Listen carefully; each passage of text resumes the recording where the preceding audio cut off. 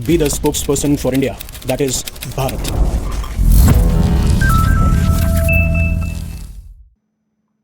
अब Donald Trump को ये लगता है कि अकेले गुंडे यानी गैंगस्टर वही हैं इस पूरे के पूरे विश्व के, क्योंकि जिस तरीके से स्टेटमेंट देते हैं तो ऐसा ही लगता है।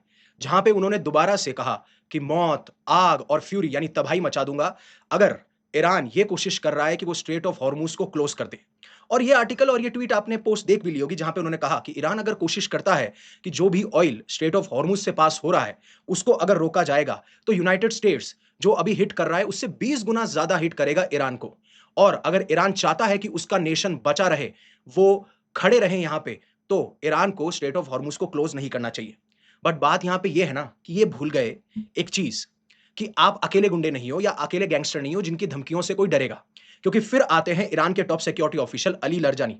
वो साफ साफ ये कहते हैं कि ये जो आप धमकियां दे रहे हो ना, इससे कोई सेंस नहीं बनने वाला है। आप प्लीज खुद केयरफुल रहिएगा, कहीं आप ही एलिमिनेट ना हो जाए, कहीं आप ही मारे ना जाए।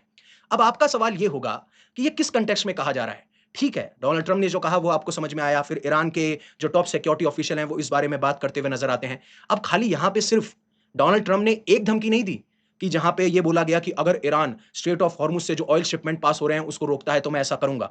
उन्होंने ये भी कहा कि जो नए सुप्रीम लीडर हैं मोस्तबा खमेनेई, जो कि दूसरे बच्चे हैं, सेकंड सन है ईरान के जो पुराने वाले सुप्रीम लीडर थे अयतुल्ला अली खमेनी के बेटे, जब उनको सुप्रीम लीडर बनाया जाता तो ये कहा जाता है कि ध्यान रखिएगा वो भी शांति में नहीं रह पाएंगे। क्योंकि उन्होंने 2-3 दिन पहले भी कह दिया था कि कोई भी नया अगर ईरानियन सुप्रीम लीडर आता है, तो वो ज़्यादा लंबे तौर तक नहीं टिकेगा या ज़्यादा लंबे टाइम तक वो बच नहीं पाएगा अगर जब तक यूएस का अप्रूवल नहीं मिला। अब इन्हें कौन बताए कि आप नहीं, इवन जो अयतुल्ला अली खमीनी है, जो अभी सेकंड सन है मोस्तफा खमीनी, उनके फादर भी ये नहीं चाहते थे कि अपनी विल के अंदर उन्होंने साफ-साफ मेंशन किया कि मैं नहीं चाहता कि मोस्तफा खमीनी को नया सुप्रीम लीडर बना पाए, क्योंकि वो उनको इनकेपेबल मानते थे, ना उन्हें कोई पॉलिटिकल एक्सपीरियंस था, ना उनके ऊपर लीडरशिप कैपेबिलिटीज थी। बट आईआरजीसी ने पुश किया कि इनको लीडर बनाया जाए। अब उसके पीछे एक रीजन ये हो सकता है कि पब्लिक सेंटिमेंट जब बैक करता है, क्योंकि ईरान के सुप्रीम लीडर की मौत हुई है तो उनका बच्चा ही अगर वो गद्दी संभाले तो ज्यादा से ज्यादा लोग यूनाइट किए जा सकते हैं। और इसीलिए काफी सारे एक्सपर्ट्स ये कहते हैं कि जो ईरान के सुप्रीम लीडर अयतुल्ला अली खमीनी को मारा गया, आप काफी सारे वीडियोस देख सकते हैं कि शायद अयतुल्ला खमीनी को पता था कि मुझे टारगेट किया जाएगा, लेकिन उनका इंटेंशन ये था कि ईरान बचा रहना चाहिए। और शायद उनकी मौत के बाद में ईरान जो है एक साथ यूनाइटेड हो चुका है, और उसी चीज को आईआरजीसी ने पुश किया जब मोस्तफा खमीनी को नया सुप्रीम लीडर बनाया जाता है। लेकिन एक इंसान बहुत अलग अलग फील कर रहा था कि कब मेरी एंट्री होगी इस वॉर के अंदर, मेरी बात कब की जाएगी। और एक मीम था, बहुत ज्यादा वायरल हो रहा था कि बहुत बुरा लगता है जब आप में काबिलियत हो और आपको उस काबिलियत के हिसाब से ओहदा ना मिले। लेकिन हाँ ठीक है, नॉर्थ कोरिया जो है वॉर के अंदर नहीं एंटर किया है, बट नॉर्थ कोरिया ने ईरान के जो नए सुप्रीम लीडर हैं मोस्तफा खमीनी, उनको जरूर साफ-साफ ये कह दिया है कि मैं इस अपॉइंटमेंट को सपोर्ट करता हूं और हम खड़े हैं इनके साथ में। और जो यूएस और इजराइल ने स्ट्राइक करी है ईरान के ऊपर, ये अनलॉफुल है, ये इल्लीगल है, ऐसा नहीं होना चाहिए। और हालांकि थोड़ी बहुत खुशी मिली होगी नॉर्थ कोरिया को भी कि इस स्टेटमेंट को लेके जो मैंने दिया है आज के कंटेक्स्ट में, तो शायद मेरा भी इन्वॉल्वमेंट बहुत इंपॉर्टेंट नजर आता है। हालांकि ये वेट भी कर रहे थे कि कब मैं दूं। बट अली लरजानी ने सिर्फ यहां तक नहीं कहा, उन्होंने ये कहा कि एक अशूरा लविंग नेशन को, जो कि ईरान है, अगर आप उनको ये पेपरों की धमकियों से डराने की कोशिश कर रहे हो ना, ऐसा बिल्कुल नहीं होगा। आपसे काफ़ी लोग बड़े आए जो हमें एलिमिनेट करना चाहते थे, लेकिन ऐसा हो नहीं पाया। और आप अपना ध्यान रखिएगा, कहीं आपको ही उड़ा नहीं दिया जाए। अब अगला सवाल आपके दिमाग में ज़रूर आया होगा और आपको आना भी चाहिए कि अशूरा लविंग नेशन का मतलब क्या है? ईरान अपने आप को अशूरा लविंग क्यों बोल रहा है? उससे पहले अनअकैडमी आपके लिए लेकर आया lowest price offer in the history of Unacademy, जहां पे 16,999 में आप हमारा कोर्स खरीद सकते हैं। डिस्क्रिप्शन में आपको इसका लिंक मिल जाएगा। अब इन्होंने कहा कि जब ईरानियन लोगों की आप बात करते हैं ना, तो वो साहस कहां से निकालते हैं? वो निकालते हैं अशूरा की जो टीचिंग्स है। और ये जो अमेरिका हम पे प्रेशर लगाने की कोशिश कर रहा है, हम उससे डरेंगे नहीं। अब अशूरा की जब बात की जाती है तो जो मुहर्रम है उसके 10वें दिन, जो 10वां दिन होता है मुहर्रम का, उसे अशूरा कहते हैं। उस दिन अशूरा आता है और ये पहला महीना जो होता है इस्लामिक कैलेंडर का, उसमें माना जाता है। और ये इंपॉर्टेंट डे होता है, चाहे वो सुन्नी हो या फिर वो शिया मुस्लिम्स हो। ईरान, जहां पे वर्ल्ड के लार्जेस्ट आपको शिया मेजॉरिटी मुस्लिम देखने को मिलेंगे, अशूरा में ये बहुत शोक व्यक्त करते हैं, क्योंकि जिस तरीके से हुसैन इब्न अली, जो कि जिनको शहादत मिली थी, जो कि प्रॉफिट मोहम्मद के पोते थे यानी ग्रैंडसन थे, जिसको उमैयद फोर्सेस ने मार गिराया था इन बैटल ऑफ करबला इन 680 सी, और तब से ही ये अशूरा मनाते हैं। तो इसी सेंस में ये कह रहे थे कि अशूरा लविंग नेशन को आप इतना धमकाने की कोशिश मत कीजिए, आपसे बड़े-बड़े आए, अभी तक हमें एलिमिनेट नहीं कर पाए। और ये चीज़ 2024 के एक इंसिडेंट तक ले जाती है। जब डोनाल्ड ट्रंप कैंपेन भी कर रहे थे तो उसके उसके ऊपर भी उनके ऊपर बहुत सारे असैसिनेशन अटेम्प्ट हुए थे। और अभी 2-3 दिन पहले ही एक पाकिस्तानी मैन जिनका नाम था आसिफ मर्चेंट, उनका कनेक्शन पाया जाता है और उनको दोषी भी पाया जाता है कि आपने प्लानिंग की थी कि आप यूएस प्रेसिडेंट डोनाल्ड ट्रंप को एलिमिनेट करना चाहते थे। अब हालांकि इनका नाम जो है एग्जैक्टली जो नाम है आसिफ रजा मर्चेंट। अब इनके ऊपर ये इल्जाम लगते हैं कि इन्होंने ऐसे-ऐसे लोगों को रिक्रूट किया यूएस के अंदर, जिससे ये ट्रंप और बाकी लोगों को टारगेट कर सके, उनको मार सके। यहां तक बताया जाता है कि इनके टारगेट पुराने जो जो बाइडेन और निकी हेली हैं वो भी थे और ये सारा कैंपेन चला रहे थे। हालांकि जो प्रोसिक्यूटर थे, जो इनके खिलाफ केस लड़ रहे थे, उन्होंने कहा कि ये जो रिटेलिएशन किया या ये जो प्लान बनाया गया था आसिफ रजा के द्वारा, वो इसलिए था जिस तरीके से यूएस की ड्रोन स्ट्राइक होती है बगदाद इराक के अंदर और उसमें आईआरजीसी के कमांडर कसीम सोलेमानी मारे जाते हैं और उसका बदला लेने के लिए पाकिस्तानी मैन आसिफ रजा जो है ये प्लान बनाते हैं यूएस के अंदर जिनसे इन लीडर्स को टारगेट और या फिर असैसिनेट किया जा सके। और अब ये चीजें और खबरों में आ भी रही हैं क्योंकि इसका रेफरेंस 2024 से देखा जाता है। लेकिन क्या जो धमकी दी जा रही है इंटरनेशनल गैंगस्टर डोनाल्ड ट्रंप के द्वारा, क्या वो सच में कुछ साबित भी हो रहा है उसका ग्राउंड लेवल पे? देखिए, अभी जो नए मोस्तफा खमीनी सुप्रीम लीडर बने हैं, हालांकि रिपोर्ट्स ये भी निकल के आई कि उनके ऊपर भी अटैक हुआ है, उनको भी अब एलिमिनेट करने की कोशिश की जा रही है, लेकिन जो ईरान के प्रेसिडेंट है, उनका जो बटे हैं, उन्होंने साफ-साफ ये कंफर्म किया कि सुप्रीम लीडर जो सेफ है, हाँ, कुछ बहुत थोड़ी बहुत इंजरीज आई हैं, बट ही इज सेफ और ये चीज़ मैंने मीडिया तक पहुँचा दी है। लेकिन सिर्फ यहां तक बात नहीं है।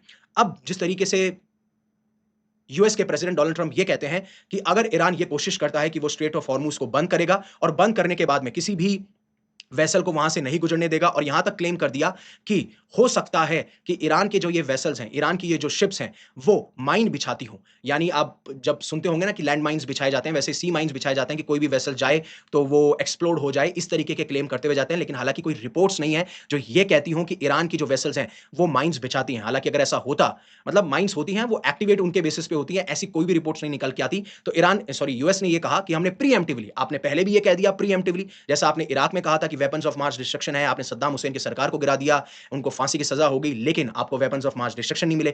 यहां पे भी आप ये क्लेम कर रहे हैं कि ईरान के पास में न्यूक्लियर वेपन है, काफी टाइम से आप कहते हुए आ रहे हैं, लेकिन आज तक आपको उसके बारे में भी कोई सबूत नहीं मिले। देन उसके बाद में आप ये कहते हैं कि हमें रिजीम चेंज करना है और आप कोशिश बिल्कुल ये कर रहे हैं, लेकिन वो आपसे हो नहीं पा रहा है। अब बात यहां पे ये है ना कि यूएस ने फिर बोला है कि हमने ऐसी 16 ईरानियन शिप्स को टारगेट किया है जो कि वहां पे माइंस तैनात करने वाली थी। अब हालांकि इसके बारे में कोई प्रूफ नहीं है कि कोई प्रूफ है या नहीं है, बट ये चीज बस ये दर्शा रहे हैं कि अगर आप स्ट्रेट ऑफ हॉर्मुज को बार-बार बंद करने की कोशिश करते रहेंगे तो हमारा अटैक जारी रहेगा। इस तरीके से ये सारी चीजें कह रहे थे। लेकिन ईरान ने क्या किसी को भी अलाउ नहीं किया? जैसा मैंने कल वीडियो बनाया उसमें कहा चाइनीज वेसल को अलाउ किया गया, रशियन वेसल को अलाउ किया गया, क्योंकि जिस तरीके से रशिया और चाइना ने स्टैंड लिया कि हम नहीं चाहते कि इस तरीके से डिसरप्शन हो और उसका अर्थव्यवस्था पे असर पड़े। और ऐसे ही आप देखेंगे पहले जहां पे 150 200 शिप वेसल्स क्रॉस किया करती थी, अब वो नंबर इक्का दुक्का रह चुका है, खाली आपको एक्सेप्शन देखने को मिलते हैं। लेकिन ईरान सरप्राइजिंगली क्या कहता है कि हम आपको सेफ पैसेज देते हैं स्ट्रेट ऑफ हॉर्मुज, जैसे वो यूरोपियन स्टेट हो, अरब स्टेट हो। लेकिन उन्होंने एक शर्त रखी, उन्होंने रखा कि आपके जो भी यूएस और इजरायली एम्बेसडर्स आपके यहां तैनात हैं, आप उनको एक्सपेल कर दीजिए, उनको आपके देश से निकाल दीजिए, हम आपकी शिप्स को भी अलाउ करेंगे। लेकिन एग्जैक्टली अगर मैं बताऊं तो कोई भी शिप जो है वो पास नहीं हो पा रही है, 1 और 2 ने। लेकिन आप फिर ये बोलेंगे कि यूएस के साथी जो कि इजराइल के प्राइम मिनिस्टर हैं, वो क्या कर रहे हैं पिक्चर में? उन्होंने भी यही कहा कि हम ईरान की रिजीम को चेंज करना चाहते हैं और ऐसा कोई भी डाउट नहीं है, कोई भी शक नहीं है कि जो हम एक्शंस ले रहे हैं वो उनकी बोन्स यानी उनकी हड्डियों को तो नहीं तोड़ रहा और वी आर स्टिल एक्टिव, हम स्टिल एक्टिव हैं। अब जब इनका स्टेटमेंट आता है 10 मार्च को, तो 11 मार्च को ये खबर निकल के आती है कि क्या बेंजामिन नेतान्याहू जो हैं वो मारे गए हैं, क्या उनके ऊपर स्ट्राइक्स हुई है। काफ़ी सारी सोशल मीडिया पे ये खबरें निकल के आ रही होती हैं और इवन ये सारे वीडियोज़ भी शेयर किए जाते हैं। अब ये वीडियोज़ कितने सच्चे हैं, कितने झूठे हैं, ये आजकल क्लेम करना और पता लगाना बहुत मुश्किल हो जाता है। लेकिन ये उसके बाद में कहते हैं कि ये फेक न्यूज़ है और अगर आपको ऐसा लगता है कि इज़राइल के प्राइम मिनिस्टर मारे जा चुके हैं, तो ऐसा होगा कि देख लीजिएगा कि आप वो आएँगे और इंटरव्यू के सामने टेलीविज़न देंगे। जैसे ही मार्च 2 को ये कहा गया था कि नेतान्याहू अब नहीं रहे, उसके बाद में जो बीट शेमेस है, जहाँ पे ईरान ने स्ट्राइक्स की थी, उसी जगह, उसी लोकेशन को विज़िट करने इज़राइल के प्राइम मिनिस्टर बेंजामिन नेतान्याहू पहुँचते हैं, जिससे कि वो साफ-साफ ये कह देते हैं कि नहीं, मैं ज़िंदा हूँ। मतलब उन्होंने इनडायरेक्टली ये कह दिया कि मैं ज़िंदा हूँ। लेकिन ट्रंप का एंड गेम क्या है ईरान को लेके, उनको खुद को समझ में नहीं आ रहा। उन्होंने अटैक तो कर दिया, उनको लगा कि बहुत आसान होगा ईरान की रिजीम को चेंज करना, लेकिन उन्होंने आईआरजीसी की प्लानिंग को नहीं समझा कि किस तरीके से उन्होंने अपने पूरे देश को डिविजन्स में बाँट रखा है। अगर आप उनके ऊपर अटैक करने की कोशिश करेंगे, तो वो आपको अलग-अलग तरीके से अटैक करेंगे। अब आप बूट्स ऑन द ग्राउंड की बात कर रहे हैं, लेकिन वो बहुत मुश्किल है क्योंकि ईरान को इन्वेड करना, जिस तरीके से मैंने शॉर्ट भी बनाया था कि चाहे वो ज्योग्राफी हो या उनकी मोज़ेक डिफेंस स्ट्रैटेजी हो, वो उसको नाकाम बना देती है। लेकिन ट्रंप को अब खुद समझ में नहीं आ रहा है कि मैं किस तरीके से इस वॉर को रोकूँ और दुनिया को ये दिखाऊँ कि हमने सक्सेस पा ली है। देखिए, नुकसान दोनों तरफ से हो रहा है। नुकसान यूएस की तरफ से भी हो रहा है, नुकसान ईरान की तरफ से भी हो रहा है, नुकसान इज़राइल की तरफ से भी हो रहा है। जिस तरीके से अब हिज़बुल्लाह है, वो भी एक्टिव हो चुका है और इवन मैं आपको बता दूँ कि जो इराकी मिलिटेंट्स हैं, जिनको बैक किया जाता है ईरान के द्वारा, वो भी अब यूएस एसेट्स को टारगेट करते हुए पाए जा रहे हैं, जिस तरीके से अभी स्ट्राइक्स की गई है ईरान के अंदर। और अभी दुबई से भी एक रिपोर्ट निकल के आई कि 4 लोग इंजर्ड हो चुके हैं, जिस तरीके से ड्रोन अटैक्स हुए हैं एयरपोर्ट पे। तो अब डोनाल्ड ट्रंप को ये समझ में नहीं आ रहा कि जो गल्फ एलीज़ मुझ पे डिपेंडेंट थे, उनके साथ मैं कैसे खड़ा रहूँ? क्या इस वॉर का कुछ मायना निकलेगा? क्या हम रिजीम चेंज कर पाएँगे? तो ये सारे बोल्ड क्लेम तो दिए जाते हैं। अब ये कहते हैं कि वॉर जो है लगभग कंप्लीट हो चुकी है प्रीटी मच। ना उनके पास में कोई नेवी है, ना उनके पास में कम्युनिकेशन है, ना उनके पास में कोई एयरफोर्स है। अब आपको ये समझाओ, उनके पास में वैसे भी एयरफोर्स नहीं है। उनके जो पुराने-पुराने जो रशियन एयरक्राफ्ट हैं YK-130 उनको आपने डिस्ट्रॉय कर दिया। उनके पास में बिल्कुल भी ना कोई कम्युनिकेशन है, ना कोई नेवी है एज़ कंपेयर टू अगर यूएस की बात करूँ। लेकिन जो उनकी विल है, जो उनकी ताकत है, जो उनकी आईआरजीसी है, जो उनकी बैलिस्टिक मिसाइल है, उसके सामने आपको भी फ़ील हो रही है सारी चीज़ें। और उन्होंने कहा कि यूएस बहुत आगे है, जो हमारे 4-5 हफ्ते का टारगेट था ना, वो बहुत आगे है। इस तरीके से वो ये क्लेम करते हुए नज़र आते हैं। और एक बार के लिए आप इस वीडियो को सुनिए।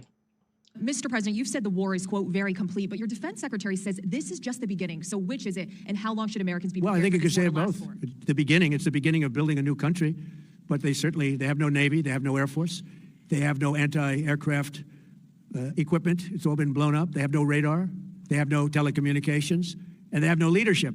It's all gone. So you could look at that statement. We could call it a tremendous success right now as we leave here. I could call it.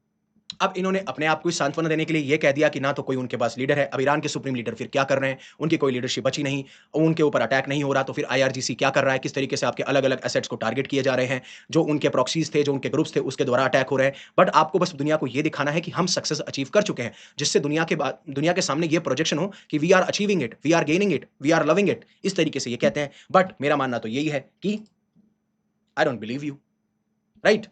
But फिर वहीं पे ये कहते हैं कि हाँ, पुतिन के साथ में मेरा डिस्कशन हुआ था, जिसमें हमने ईरान और यूक्रेन वॉर के बारे में बात करी और बात करना ज़रूरी भी है, क्योंकि अब डोनाल्ड ट्रंप को ये पता है कि अगर कोई मीडिएट कर सकता है सीरियसली, तो वो पुतिन कर सकते हैं, जिस तरीके से उनके अच्छे रिश्ते हैं ईरान के साथ में।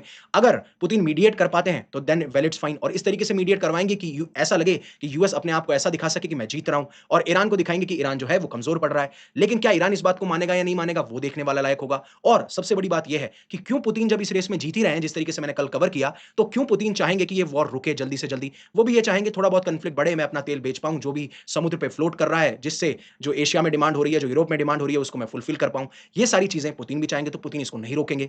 अब बात यहीं पे खड़ी हो जाती है कि क्या ईरान गिव अप करेगा? वो ऐसा लगता नहीं है, और ईरान जो है वो रिटेलिएट भी अच्छे तरीके से कर रहा है। तो जो डोनाल्ड ट्रंप ने या फिर डोनाल्ड ट्रंप की एडमिनिस्ट्रेशन ने, इज़राइल ने सोचा था, वैसा तो हो नहीं रहा है। और ये जब ये कहते हैं कि 4-5 हफ्ते और लगेंगे, क्योंकि इन्हें समझ में आ चुका था कि इतना आसान नहीं होगा ईरान की रिजीम को चेंज करना, और जब तक आप ग्राउंड पे नहीं उतरेंगे, आप ईरान के रिजीम को चेंज नहीं कर सकते, और सबसे बड़ी समस्या यही है। अब जब सबसे बड़ी समस्या यही है, तो उनके लिए प्रॉब्लम यही क्रिएट हो जाती है कि अगर हम बूट्स ने उतार दिया और अमेरिका फिर एक बड़ी वॉर में घुस गया, तो जो मागा सपोर्टर्स हैं वो एंग्री हो जाएँगे, तो मैं करूँ तो करूँ क्या? तो ये सारी समीकरण हैं जो आज हमें देखने को मिल रहे हैं। कोई अपडेट आएगी तो मैं आपके लिए लाता रहूँगा। So thank you very much for giving me your precious asset, that is your time. Stay safe, stay happy, take care, and always remember one thing, live in such a way that universe will be proud of you. जय हिंद, जय भारत।